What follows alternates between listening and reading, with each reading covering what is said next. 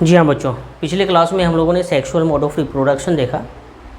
Sexual mode of reproduction में plasmogamy, dikaryophase, karyogamy and meiosis, ये 4 steps में complete हुआ था और 4 एस्कोस्पोर्स, एक एस्कस में 4 एस्कोस्पोर्स का फॉर्मेशन हुआ था।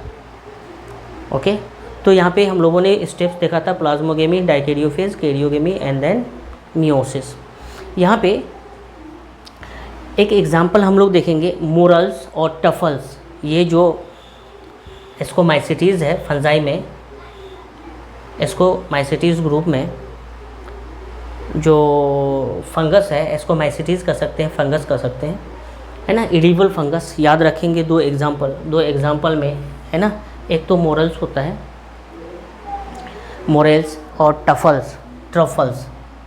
दो एग्जाम्पल याद रखेंगे, मोरेल्स और ट्रफल्स। एक एग्जाम्पल तो है मोरेल्स और ट्रफल्स, दो एग्जाम्पल है। ये दोनों क्या है, ईडिबल है, खाने वाला मशरूम से फंगस है ना। एस्कोमाइसिटीज़ में ये दो एस्कोमाइसिटीज़ है, फंगस है। मोरेल्स, ट्रफल्स, ईडिबल फंगस है, याद रखेंगे। अब हम लोग नेक्स्ट जो देखेंगे यहाँ पे एस्कोस्पोर के फीचर्स। तो एस्कोस्पोर के फीचर्स को मैं यहीं पे बता दूँ। एस्कोस्पोर है, ये इस तरह से फॉर्मेशन हुआ है।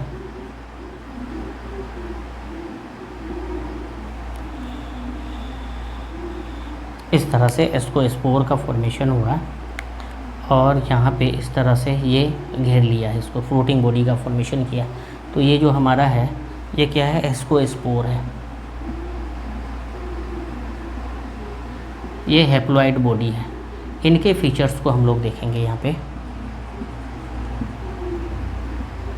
फीचर्स क्या क्या है, इसके फीचर्स वन बाय वन हम लोग बात करेंगे। एस्कोस्पोर का जो फॉर्मेशन हुआ, रिप्रोडक्शन मेथड कौन सा था, सेक्सुअल मोड ऑफ रिप्रोडक्शन में। कहाँ पे बना, सेक्सुअल मोड ऑफ रिप्रोडक्शन के थ्रू। किस तरह से ये एस्कोस्पोर बना, सेक्सुअल रिप्रोडक्शन के थ्रू बना।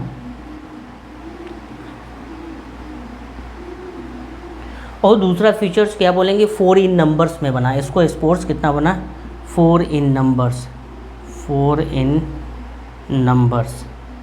इस तरह से 4 इन नंबर्स में बना है। कैसी बॉडी है, हैप्लॉइड बॉडी है। 4 in numbers, haploid body, haploid structure. इसको हम लोग एन से मेंशन करते हैं, हैप्लॉइड स्ट्रक्चर। और फॉर्मेशन कहाँ पे होता है इसका, एस्कस के अंदर, है ना। एस्कस के अंदर एस्कोस्पोर का फॉर्मेशन हुआ। फॉर्म इन एस्कस, क्या बोलेंगे, फॉर्म्ड इन एस्कस। कहाँ पे बना है, एस्कस के अंदर बनना है। आफ्टर मियोसिस, कब, आफ्टर मियोसिस, मियोसिस के बाद, जिसको हम लोग रिडक्शनल डिवीज़न बोलते हैं। क्रोमोसोम जस्ट हाफ हो जाता है। तो ये जो एस्कस था, 2n जाइगोट था, मियोसिस करके हैप्लॉइड एस्कोस्पोर का फॉर्मेशन करता है। Form in ascus after meiosis, इस तरह से बोल सकते हैं। और बॉडी के अंदर हो रही है ना। तो उसको हम लोग बोलेंगे endogenous in origin, endogenous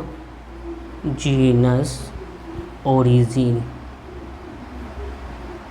endogenous origin बोलेंगे इस तरह से। एग्जाम्पल हम लोग यहाँ पे देखेंगे, सेक्सुअल रिप्रोडक्शन एस्कोमाइसिटीज़ में, है ना, कहाँ कहाँ पे होती है। पेनिसिलियम है एक एग्जाम्पल। मैं इस एग्जाम्पल को यहाँ पे लिख देता हूँ। कौन है, पेनिसिलियम।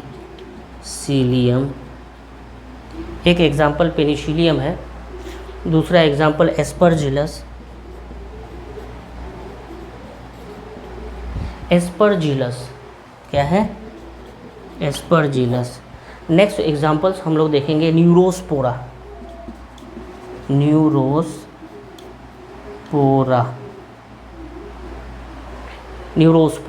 और एक है क्लेविसेप, ये जो न्यूरोस्पोरा है ना, इसमें बहुत ज़्यादा जेनेटिकली रिसर्च हुआ, बायोकेमिकल्स जेनेटिक रिसर्च हुआ न्यूरोस्पोरा में। बायोकेमिकल जेनेटिक रिसर्च बहुत ज़्यादा हुआ Neurospora crassa. Biochemical genetic research